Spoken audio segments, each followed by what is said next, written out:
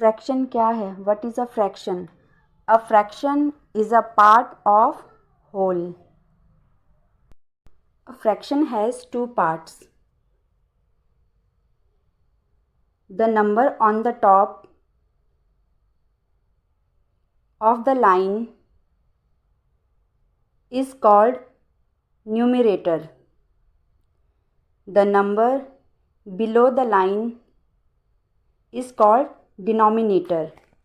मतलब जो फ्रैक्शन का ऊपर वाला नंबर जो होता है, जो टॉप का नंबर होता है, उसको हम बोलते हैं न्यूमरेटर, जिसको हिंदी में बोलते हैं अंश. और जो फ्रैक्शन का बिलो वाला नंबर होता है, मतलब जो फ्रैक्शन का नीचे वाला नंबर होता है, उसको हम बोलते हैं डिनोमिनेटर, जिसको हिंदी में बोलते हैं हर. इसको हम एग्जाम्पल्स के थ्रू समझते हैं. एक एग्जाम्पल लेते हैं, जैसे 2/3. तो इसमें जो ये फ्रैक्शन है 2/3, इसका टॉप का नंबर है 2, ऊपर वाला नंबर है 2, जिसको हम बोलेंगे न्यूमरेटर. इसको हम हिंदी में बोलते हैं अंश. यहाँ पे अंश लिख देते हैं. और जो फ्रैक्शन का बिलो वाला नंबर है, जो नीचे वाला नंबर है, इसको बोलते हैं हम डिनोमिनेटर, जिसको हिंदी में बोलते हैं हर. यहाँ पे हर भी लिख देते हैं. तो ये हमारी 2/3 एक फ्रैक्शन है, जिसमें 2 है न्यूमरेटर और 3 है डिनोमिनेटर. अब हम समझते हैं कि फ्रैक्शन क्या होता है. What is fraction? तो अज्यूम करते हैं कि हमारे पास एक रोटी है. सपोज़ कर लेते हैं कि ये एक रोटी है और बच्चा भी एक है, तो हमें ये एक रोटी उस बच्चे को देनी है. तो एक ही रोटी है और बच्चा भी एक ही है, तो हम ये एक रोटी पूरी उस एक बच्चे को दे सकते हैं. लेकिन अब सपोज़ करते हैं कि हमारे पास 2 बच्चे हैं और रोटी ये एक ही है. अब हमें इस एक रोटी को उन 2 बच्चों के बीच में डिवाइड करनी है. तो हम क्या करेंगे, रोटी को 2 पीसेस में डिवाइड कर लेंगे, इक्वल पार्ट में कट कर लेंगे. तो रोटी तो एक है पूरी, तो इसलिए अब क्या करेंगे, न्यूमरेटर में 1 लिखेंगे और कितने बच्चों में डिवाइड करनी है, 2. डिनोमिनेटर में आ जाएगा 2. तो यानी एक रोटी को 2 बच्चों में डिवाइड करनी है, यानी 1/2. तो हाफ रोटी दोनों बच्चों को मिलेगी. अब सपोज़ करते हैं एक रोटी है और हमें इस एक रोटी को 4 बच्चों में डिवाइड करनी है. तो हम क्या करेंगे, इस एक रोटी के 4 पीसेस कर लेंगे ऐसे. अब हम इसे कैसे लिखेंगे, रोटी कितनी है, रोटी तो एक ही है, तो न्यूमरेटर में 1 और कितने बच्चों में डिवाइड करना है, 4, तो डिनोमिनेटर में 4. 1/4, यानी रोटी तो एक है और 4 बच्चों में इसको डिवाइड करनी है. एक और लास्ट एग्जांपल लेते हैं. जैसे एक रोटी है और अब हम इसे 3 बच्चों में डिवाइड करनी है. तो हम इसे कैसे करेंगे, एक रोटी के हम पहले क्या करेंगे, 3 इक्वल पीस करेंगे. तो ये हमने एक रोटी को 3 इक्वल पार्ट्स में डिवाइड कर लिया. अब हम रोटी तो एक है और कितने बच्चे हैं, 3, तो 1/3. तो ये एक फ्रैक्शन होगी, मतलब किसी एक चीज़ को कई छोटे टुकड़ों में डिवाइड करना, एक कई छोटे टुकड़ों में बांटने को ही हम फ्रैक्शंस बोलते हैं.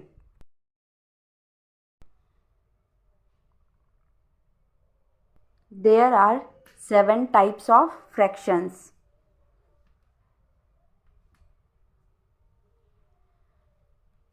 Number 1, proper fractions.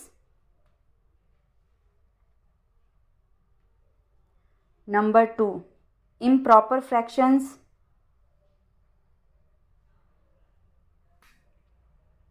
Number 3, mixed fractions.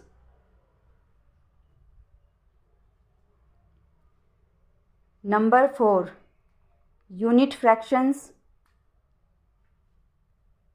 Number 5, like fractions.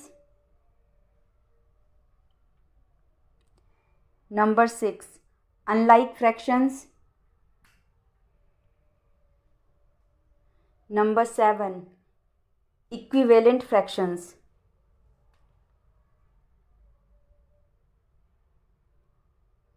Proper fraction. What is proper fraction? A proper fraction is a fraction whose numerator is less than the denominator. मतलब प्रॉपर फ्रैक्शन वो fraction होती है जिसका numerator छोटा होता है denominator से, मतलब न्यूमरेटर छोटा होता है और डिनोमिनेटर बड़ा होता है। ऐसी फ्रैक्शंस को ही हम प्रॉपर फ्रैक्शंस बोलते हैं। Let's take some examples of proper fractions. 5/16, 9/10, 11/19, 12/13. So here clearly we can see that the numerator is less than the denominator. मतलब जैसे 5/16, 9/10, 11/19, इन फ्रैक्शंस में हम क्लियरली ये देख सकते हैं कि जो इसमें न्यूमरेटर है, जो न्यूमरेटर के नंबर हैं वो डिनोमिनेटर के नंबर से छोटे हैं। ऐसे ही फ्रैक्शन को हम प्रॉपर फ्रैक्शन बोलते हैं। मतलब जिन फ्रैक्शन में न्यूमरेटर छोटा और डिनोमिनेटर बड़ा होगा उन फ्रैक्शंस को ही हम प्रॉपर फ्रैक्शंस बोलते हैं। Now next is improper fraction. What is improper fraction? A improper fraction is a fraction whose numerator is greater than the denominator. Improper fraction क्या होता है? A improper fraction is a fraction whose numerator is greater than the denominator. मतलब improper fraction वो fraction होगा जिसमें numerator बड़ा होगा denominator से। Let's take some examples of improper fractions. 3/2, 4/3, 7/6, 11/9.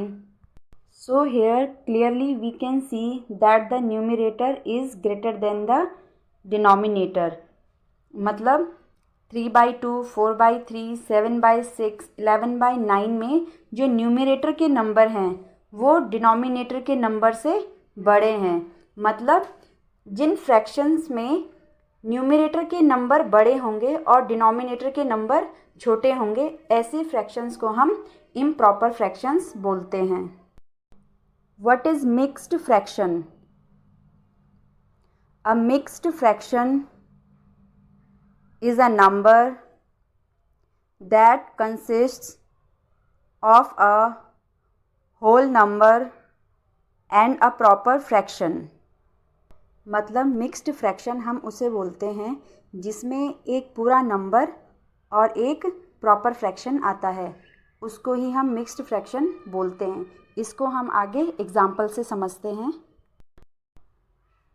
5 and 1/3, इसमें 5 एक होल नंबर है, मतलब 5 एक पूरा नंबर है इसमें, और इसका जो दूसरा पार्ट आता है फ्रैक्शन का, तो इसमें फ्रैक्शन है 1/3। प्रॉपर फ्रैक्शन है ये। प्रॉपर फ्रैक्शन इसलिए क्योंकि इसका न्यूमरेटर छोटा और डिनोमिनेटर बड़ा है, इसलिए ये एक प्रॉपर फ्रैक्शन है। एक और एग्जांपल लेते हैं।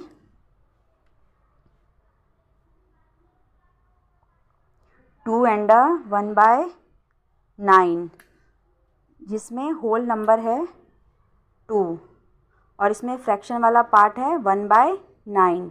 1/9 एक प्रॉपर फ्रैक्शन है। Let's take one more example. 4 and 1/5, जिसमें 4 एक होल नंबर है और इसमें 1/5 प्रॉपर फ्रैक्शन है।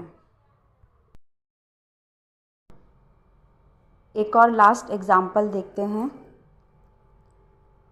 3 and 2/7, जिसमें 3 एक होल नंबर है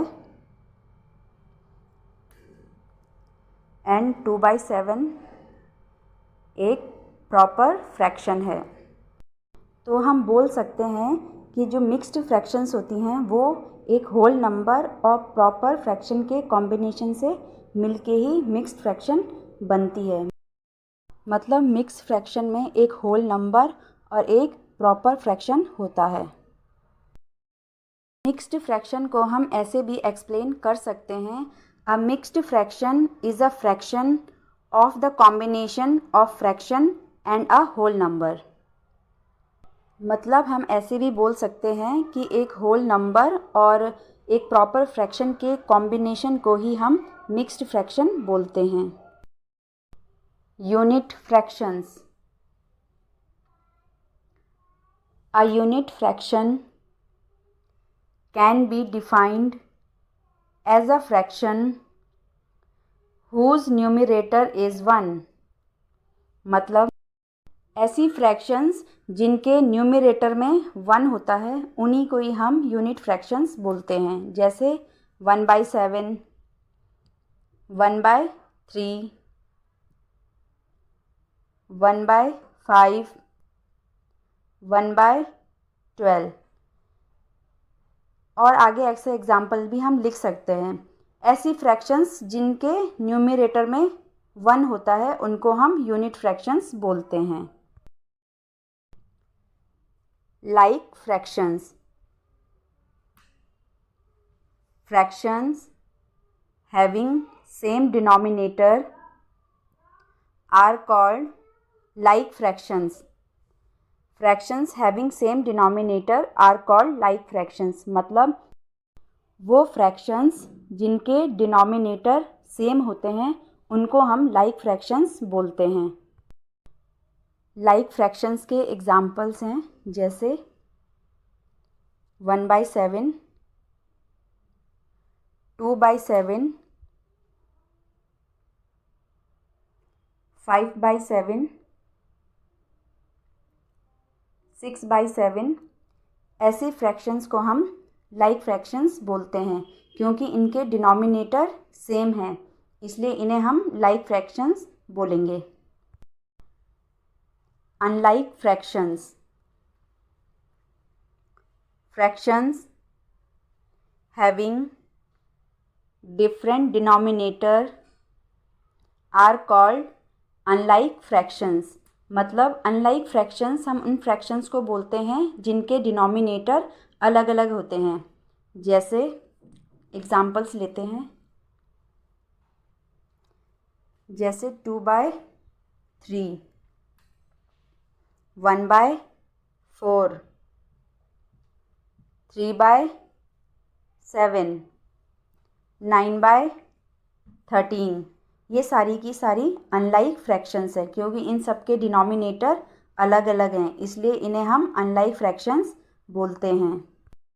next is equivalent fractions.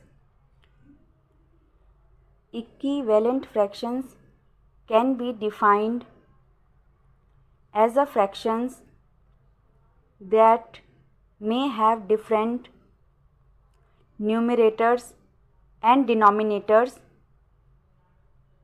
but are equal to the same value। मतलब जो इक्विवेलेंट फ्रैक्शंस होते हैं उनके न्यूमरेटर और डिनोमिनेटर अलग अलग हो सकते हैं, लेकिन जो उनकी वैल्यूज़ होती हैं वो बराबर होती हैं।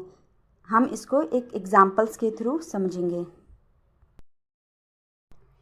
जैसे एक एग्जांपल लेते हैं 5/10 एंड 12/24।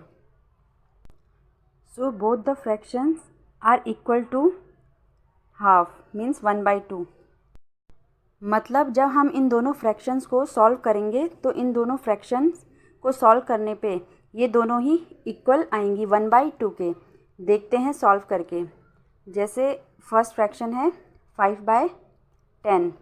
अब हम इसे अगर सॉल्व करते हैं तो 5 1 जा 5, 5 2 जा 10, 1/2। ऐसे ही हम दूसरी फ्रैक्शन को भी सॉल्व करते हैं 12/24।